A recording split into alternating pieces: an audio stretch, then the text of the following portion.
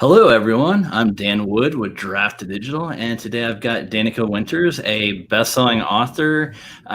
She is both traditionally published and indie published.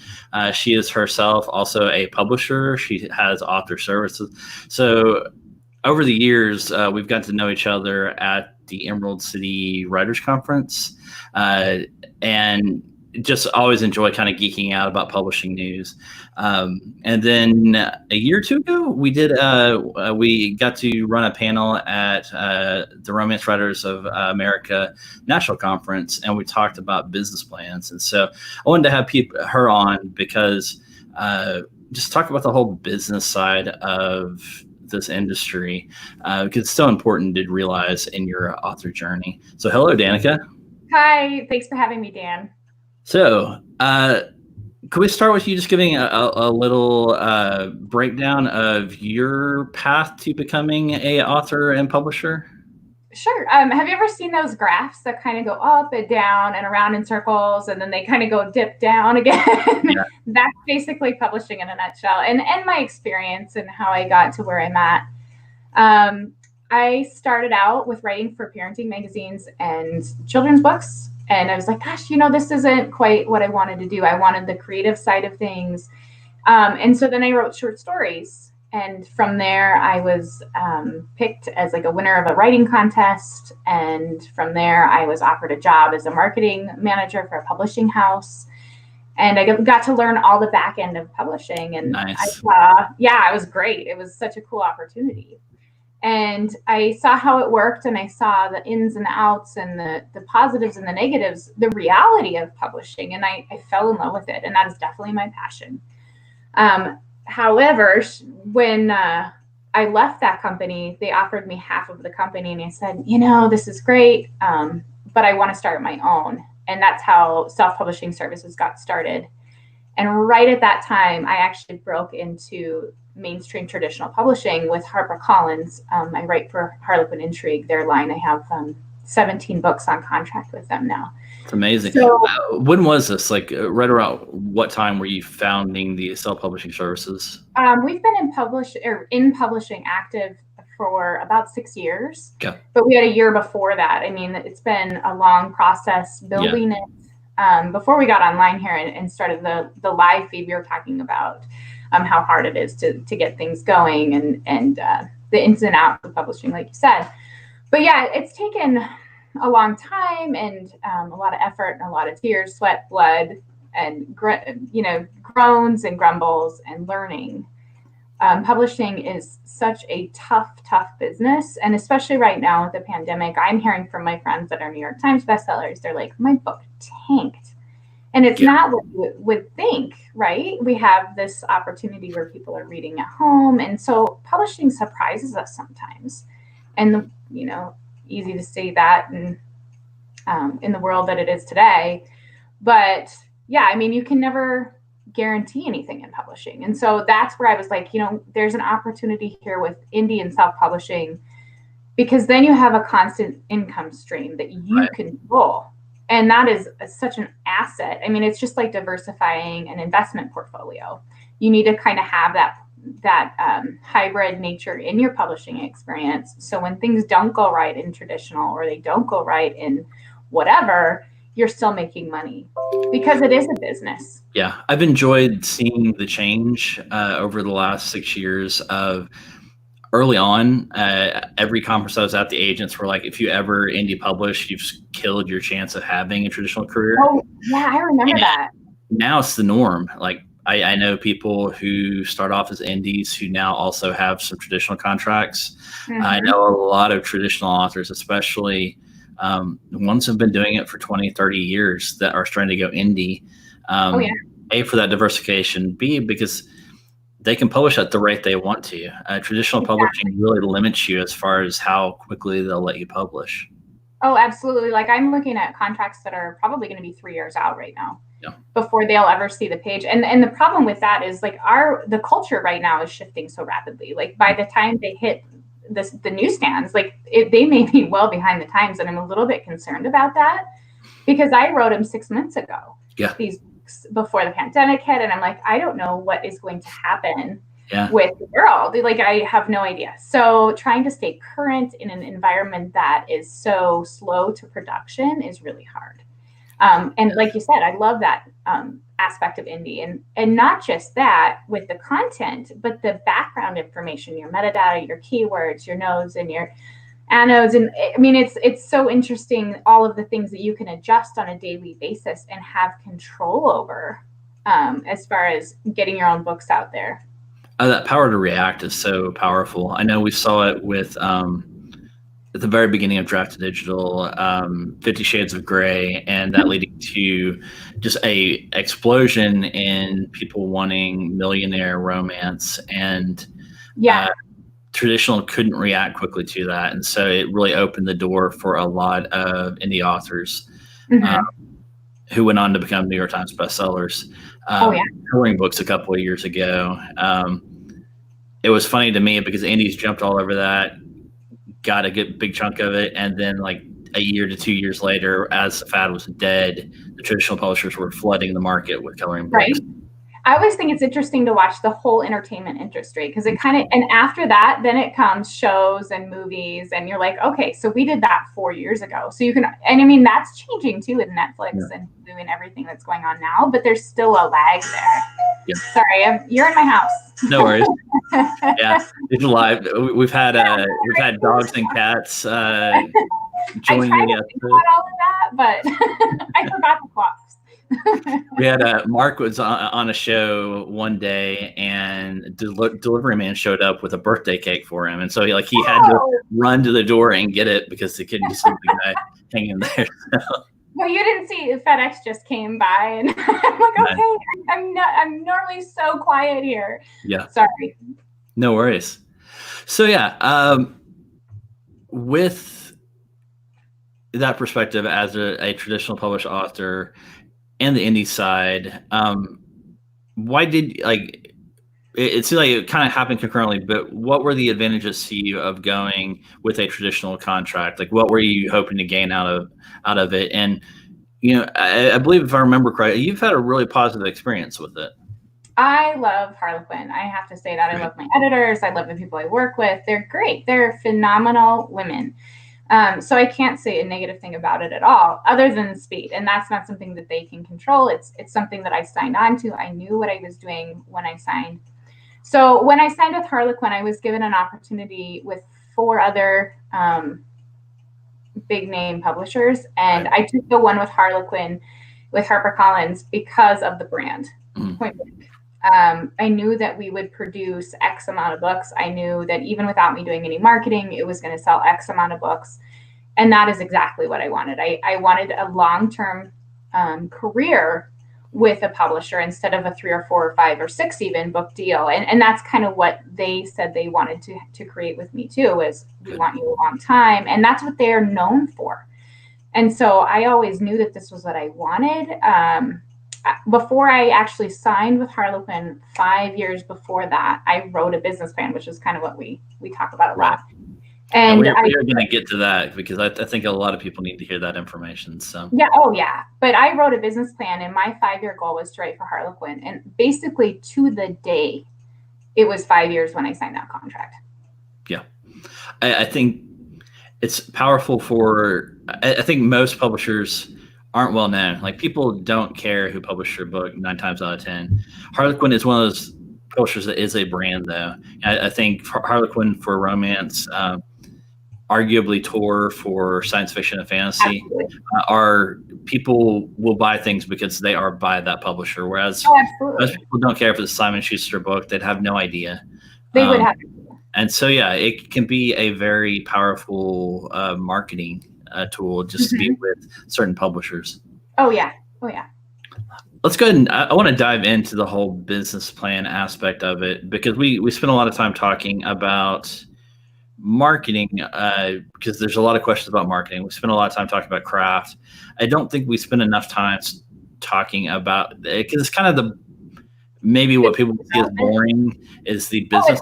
But you really do have to spend some time with your business person hat on, planning for the future and planning far out. And reevaluating every once in a while. So would you start, I want to hear more about why you chose to make a business plan, what it included, and how that's changed over time. Okay, so that was like, I started probably thinking about writing professionally 12, 13 years ago.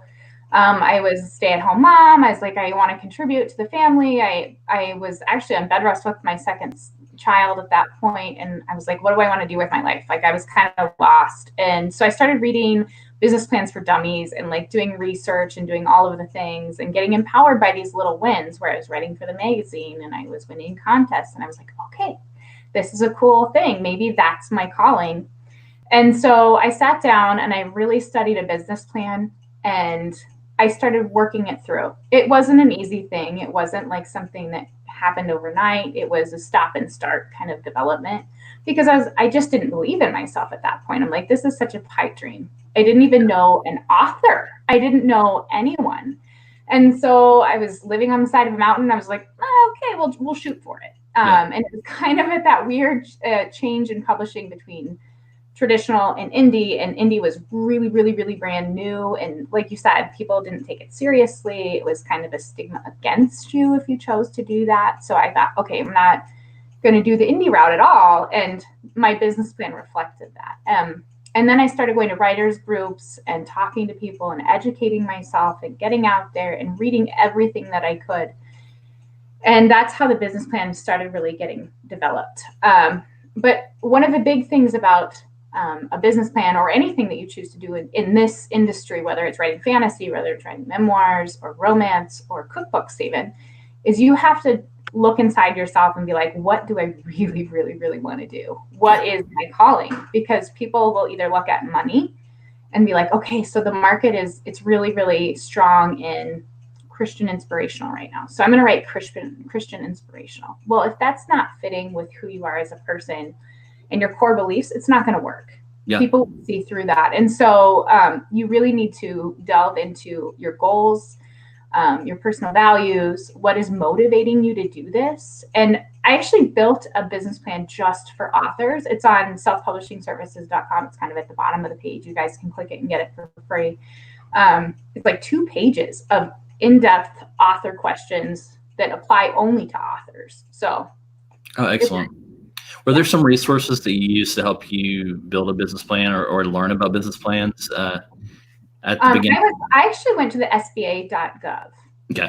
They have a really good interface, but it's created more for small businesses. And we are a small business, but we're such a niche because we're kind of a gig economy. We're kind of that work at home model that the SBA is slow to evolve to. And I think we're going to see a surge in that change. I agree. Right? Well, especially now. But we were 10 years ago, and 2 years ago, and even 6 months ago, I was trying to teach people to write business plans for just this business model. And so it's neat to kind of see things going there. But I think SBA.gov is one of the best places, and it's inundated with people right now. So yeah. So you said that you had changed your business plan based on the industry was changing quite a bit over the last 5 years. What are some signs to you that people should reevaluate their business plan? I think you should do it every year. Yeah. I really do. I mean, at least touch base with it, read it. So when I left the publishing company, it was because of my business plan, part of it. I mean, I looked at what my end goal was, which was writing for Harlequin. And I said, okay, I'm working 12 hours a day. I'm putting out fires all the time, working this job. Am I moving towards that goal? And the answer was no. I mean, I learned the skills that I wanted to learn. I had the assets that I needed, but I wasn't making the progress in that traditional realm that I wanted to. And so that was part of that decision. And it's hard when you're like, okay, I'm going to walk away from a fixed income or this opportunity to be an intern or whatever it is to follow a dream. But here's why it's going to work. Yeah. I think people in the business world, you hear people talking about opportunity costs, but when it's just you don't always think about that. But you're going to have some great offers come along that just don't really, they're a good opportunity. And yet for your ultimate long-term goal, they're not getting any closer to that. I get that almost on a daily basis. Me too. Like, hey, would you write a book with me? Hey, would you do this for me? Hey, I mean, And so I work for Harlequin. I write FBI, CIA, spec ops stuff, right? So this summer, actually here in 2 weeks, I was supposed to put on a conference for spec ops. It was going to be really cool. I had people coming in who had written for Mindhunter and done all these really amazing things, and it didn't work, and I lost that opportunity. And we're going to move that conference to next summer. But better. And I was looking forward to attending. Yeah, Dan's coming. We've all had to adjust to that. So. Oh yeah, it's been crazy. But with that opportunity and with all of the setup that went with that, I learned so much from the spec op community, and I had so many incredible opportunities basically handed to me and put in my lap, and I had to wade through all of these options and choose what kind of matched that business plan. And if I didn't have an updated business plan that I had made at the beginning of the year, I would be floundering, because it's just, and that's the thing, it's feast or famine. You just don't know where you're going to be in a year. And so it's best to have that foundation built. Mm-hmm. So along those lines, because it is, I compare any creative industry to be like a roller coaster. Like you're kind of, you don't know when the highs or lows are going to be. It's not, I think early on we saw a lot of authors that assumed that if they had initial success, their book sales would just continue to go up. And it's not a linear thing. Like it's erratic at best.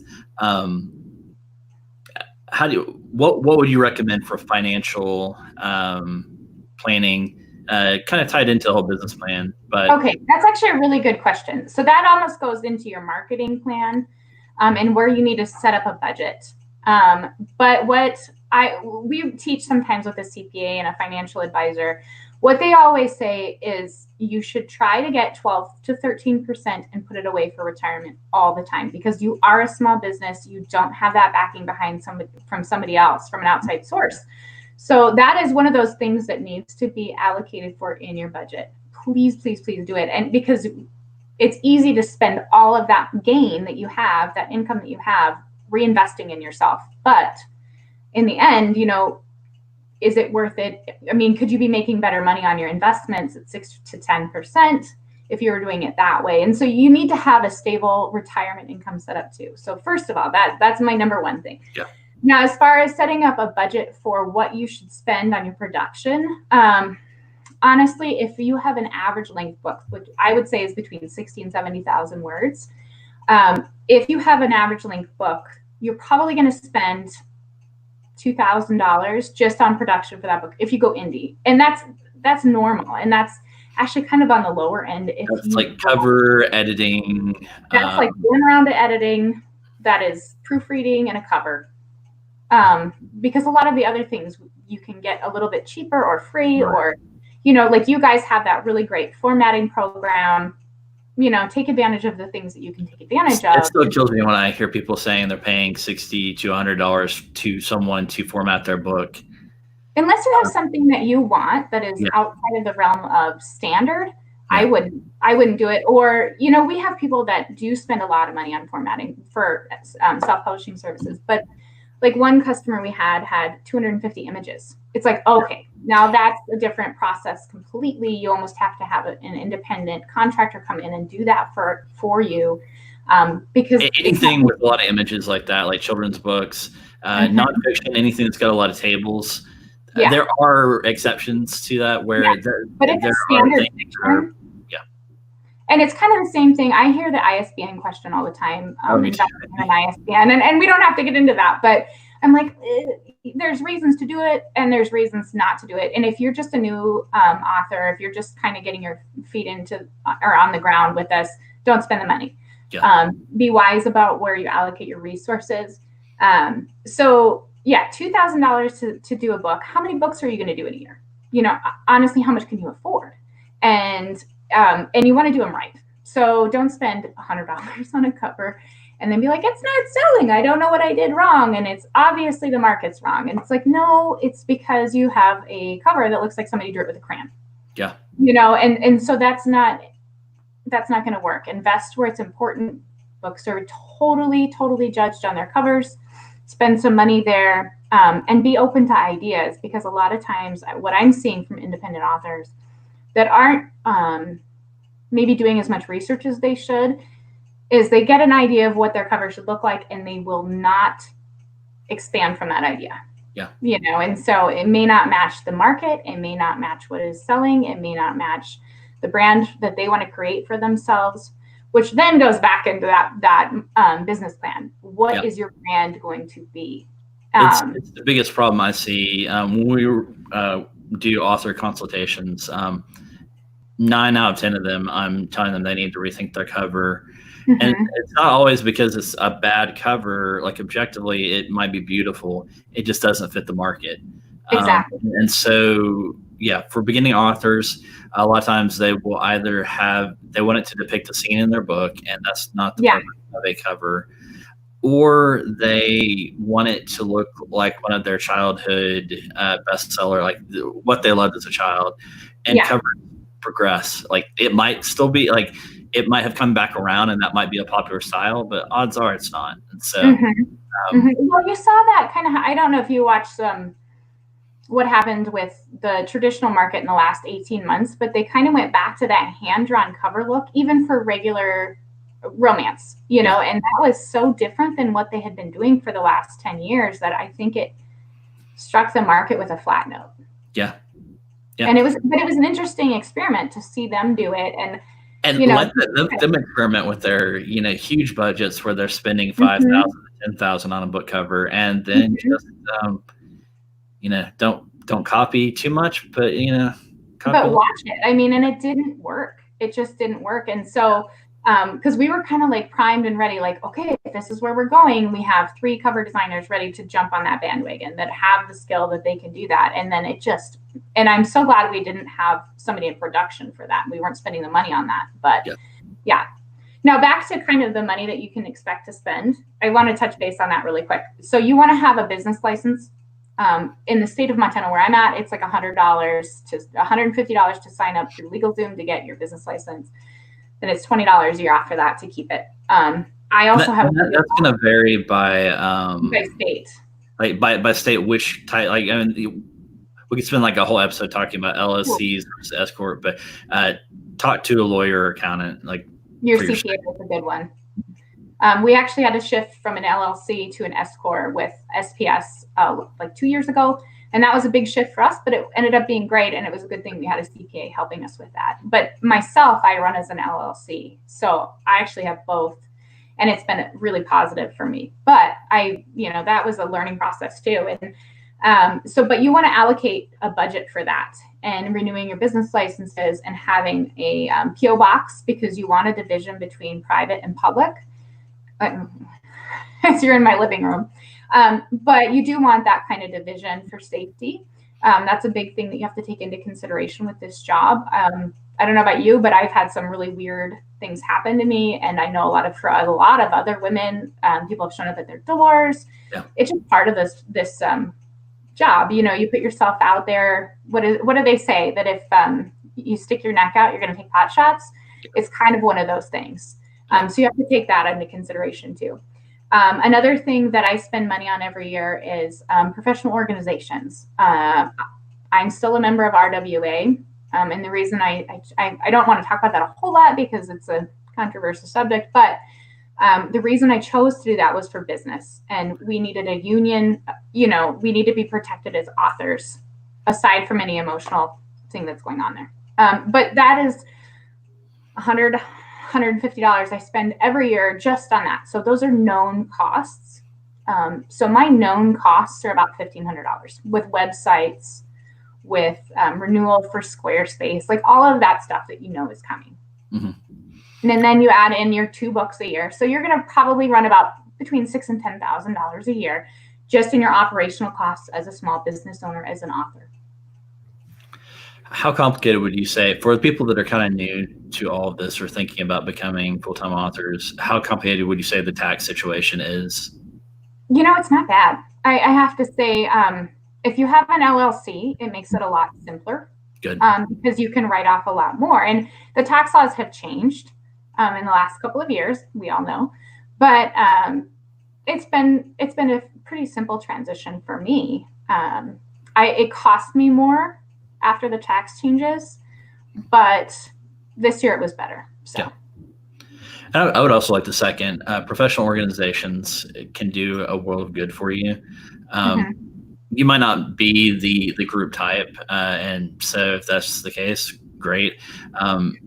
My argument for the professional organizations, though, is that you're a small business. You have a very small voice when it comes to addressing people like Amazon or the big five. The professional organizations step in sometimes and really get things done, both legally and just their clout on social media and with media organizations can really help you. Yeah, RWA threw me some major favors in the last couple of years.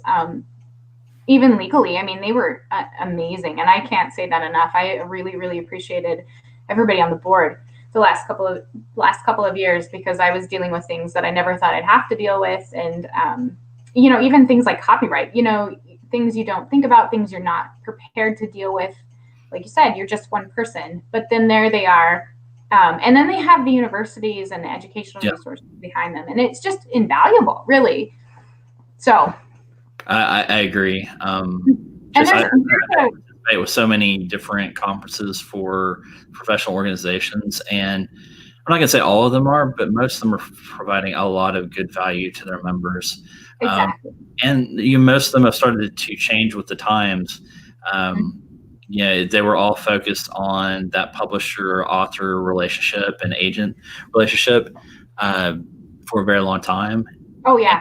And now that they're having tracks for indies, they're really doubling down on helping people understand how to be better at their business.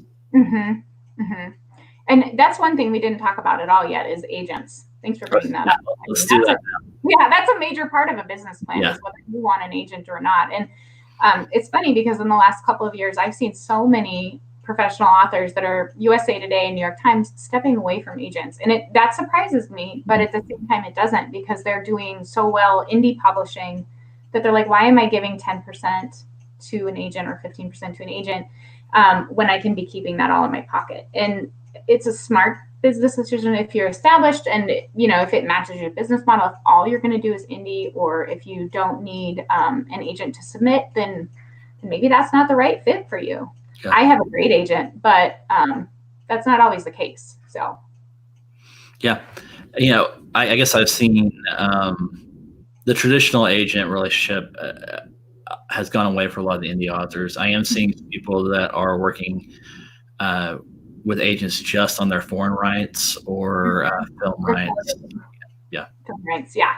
A lot of them are selling to Audible and doing that kind of thing. But even then, I'm like, is it worth it? You're not making a lot. And of that, not a lot, you're giving 10, 15% to your agent. So it's like, I don't know, It's interesting. It'll be interesting to see where that progression goes. It will.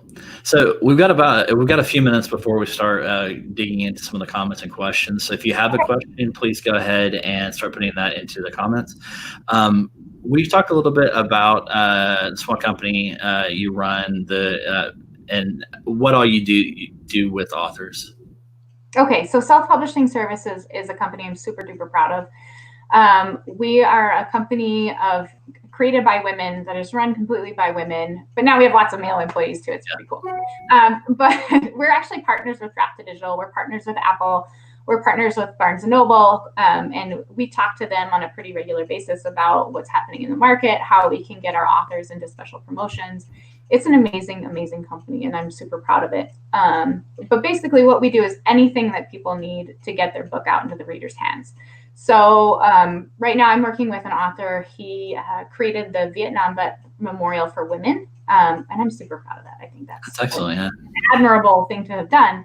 And he's a victim of Agent Orange, and he's had this amazing life story.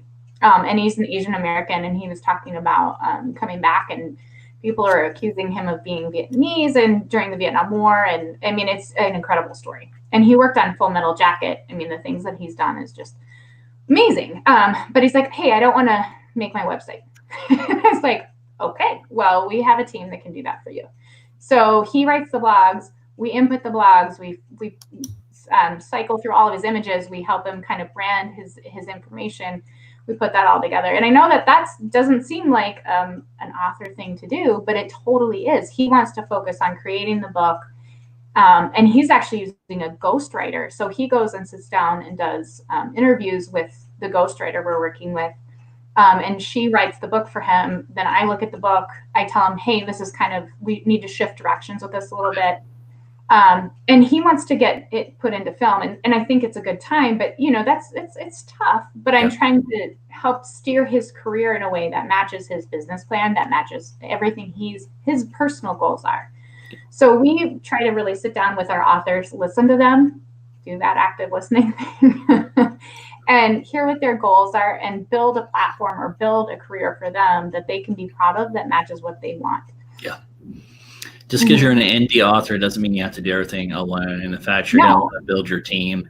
That might be building it one by one, or it might be working with a company that has all of that worked out for you. So and there's a lot of times where we step in and we're like, we'll just make your cover, and that's fine. And we have authors that are like, this is my third cover for this book. And I'm like, fine, and you can, we will help you there, and that's actually not a bad idea, because you can rebrand an old product and find new legs with it. If you spent so much time creating a book, you should not let it go stagnant. I've had the pleasure of talking with a number of your authors at some of the different conferences we've met at, and they all love what you guys are doing with them. So that's so nice to hear. Thanks, Dan. Great job on all of that. I'm going to start with Karen had the question about, hello, what was that website for the business plan? I've got the link. It's the selfpublishingservices.com. You said that was that on the front page? Yep, it's just roll down to the bottom. It pops up even, so it should be in double places. Excellent. We had a question. It's not specifically for you, but I would love to get your ideas on this from author Brian. I just published on Draft Digital. I would like to have tips for marketing at other countries. I am from South Africa. We actually have a lot of authors from South Africa. That's cool. Yeah. It's pretty similar. I mean, what you want to make sure to do is find your target audience. I don't know what kind of book you write. So let's say you're writing a memoir. Well, who's reading that memoir? And it's the same across the world. I mean, the ages may shift, the interests may shift, but a lot of times a really good starting platform to learn what your appropriate marketing or your target audience would be actually to look at your analytics on your website, on your social media platforms, and pull all of that information together. Look at who's really interacting with you, and that's going to give you some of your analytics that you're going to need to market. We've seen, we think it's very important to build your own newsletter and invite people to join your newsletter. Absolutely. And that gives you some demographic knowledge about the people and lets you target ads on Facebook towards people like those people. Like you mentioned, social media gives you great demographic breakdowns. I mean, it's crazy to me. Like if you have a business page for Facebook, you learn stuff about gender, country. And you can break it down by country. So you can focus on, like one of my biggest markets is actually in French. Yeah. I don't speak French. I don't know. I've been to France, and that's about all I have.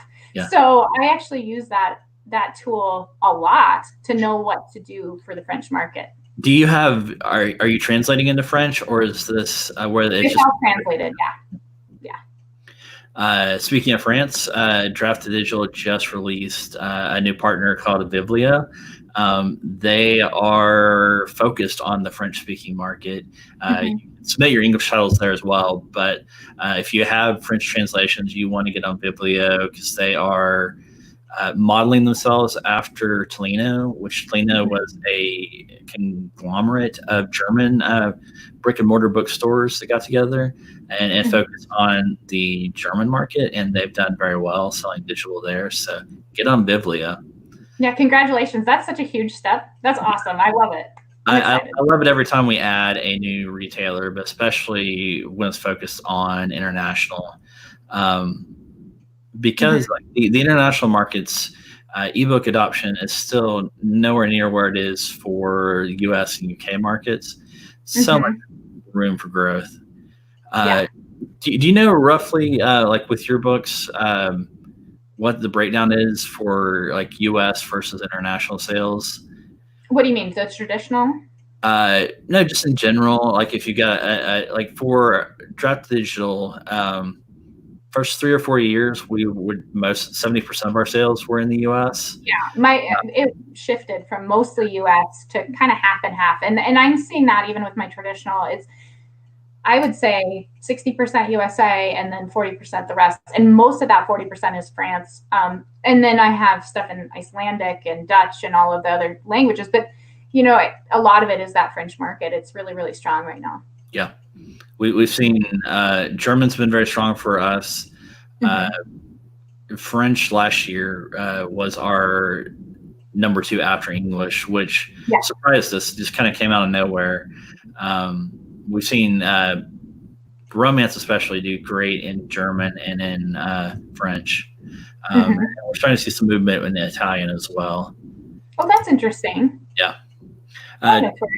Tori, were you able to hold the training conference you had planned? Tori's my friend from Bozeman.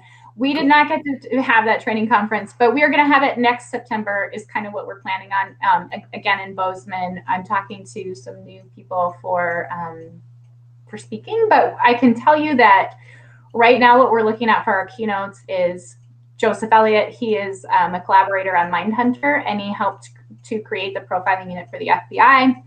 Joe was shot in the heart in 2005 and retired from the FBI, but this story is just amazing. His story is incredible, and now he's working on a dive team, and I talk to him a lot. He's cool.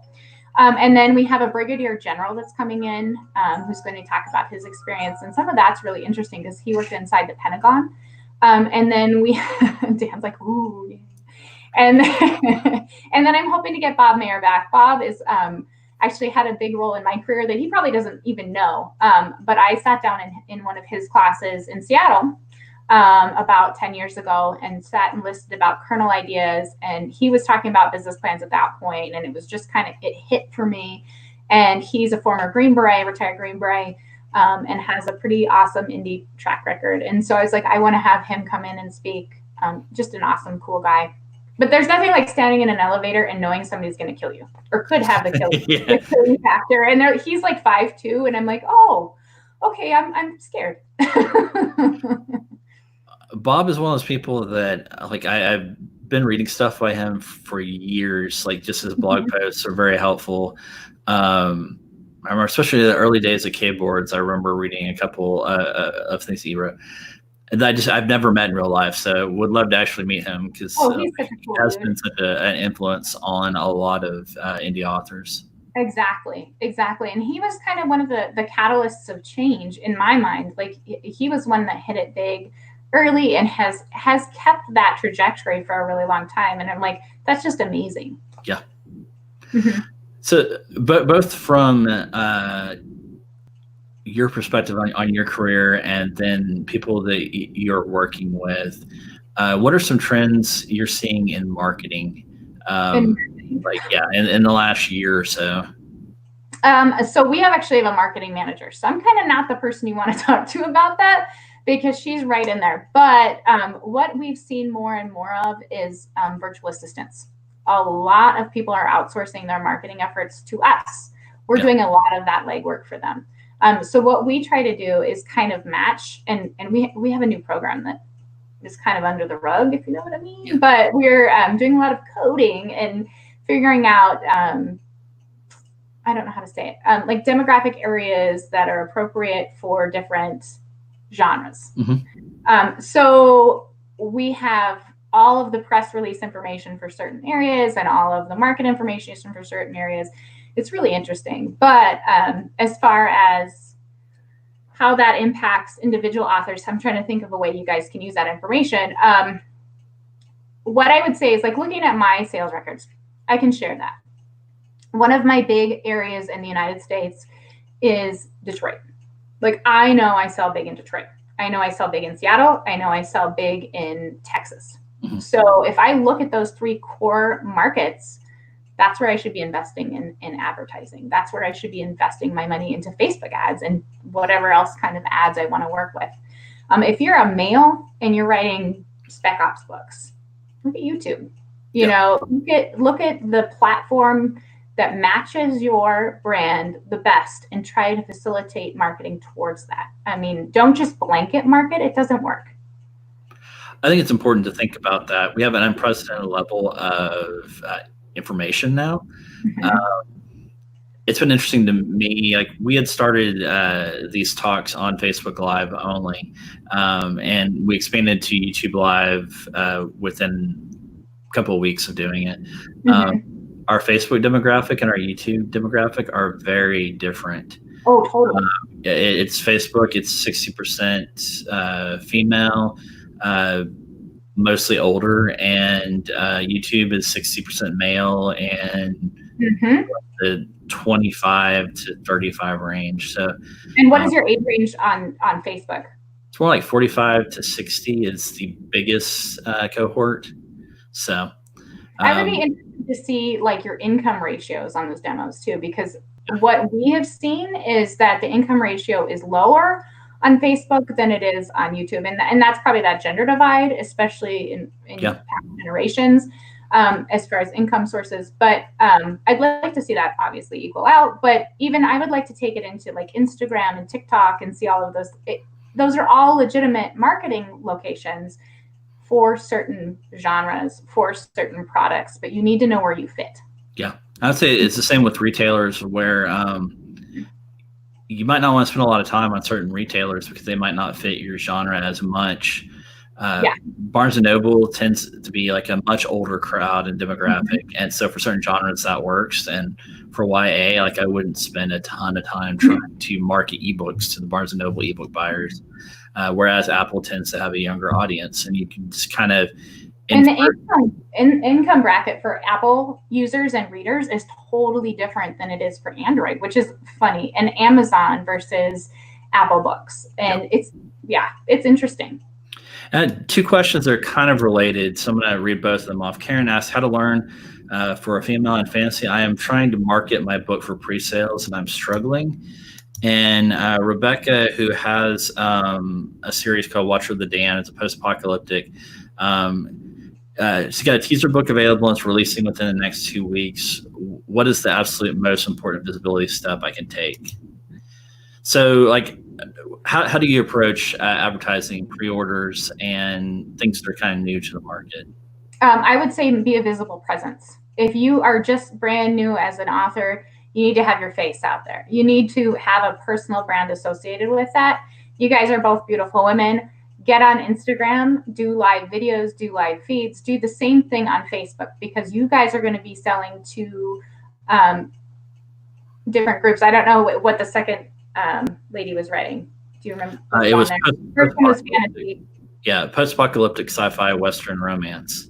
So you're going to be marketing to women.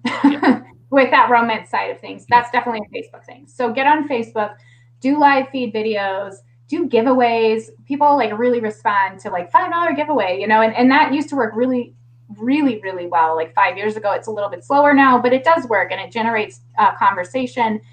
Make sure when you talk to people that you're getting an emotional investment from them, not a financial investment, an emotional investment. So that means interacting with them, making sure that you're asking questions about what they're doing, and connecting with them on an emotional level, because that will work better than anything else. There's some actually great books about learning to sell. There's like Never Split the Difference is a really good one.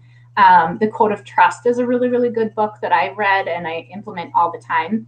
If you're selling in person, I know this kind of goes off topic for you guys, but if you're doing a book signing here in the future, one of the best books you can read in and preparing to do these book signings is Joe Navarro's Everybody Talks.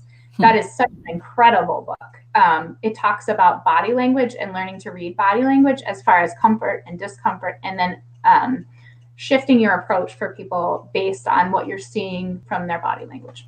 That's the FBI guy, right? Joe Navarro's huge, though. I mean, he does work with Microsoft and Google and all kinds of things. Yeah. I'd forgotten that book. I read that a while back and I really enjoyed it. It's on. I listen to it when I go on road trips. Yeah. That's excellent. So, I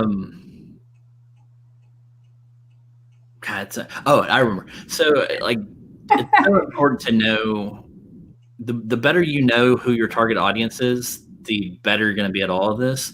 And so with both of those, figure out where the people are, the readers are, and participate. And so Danica mentioned Facebook, and by and large, romance, it's going to be the best place to find them. Their communities. Go in there and be a part of the community. Another one that we didn't talk about is Goodreads. Yeah, Goodreads is a great community for finding readers. Reddit for fantasy has a very active fantasy group. They're open to indie authors. But again, you have to be participating and not just broadcasting. You can't just go there and be like, buy my book.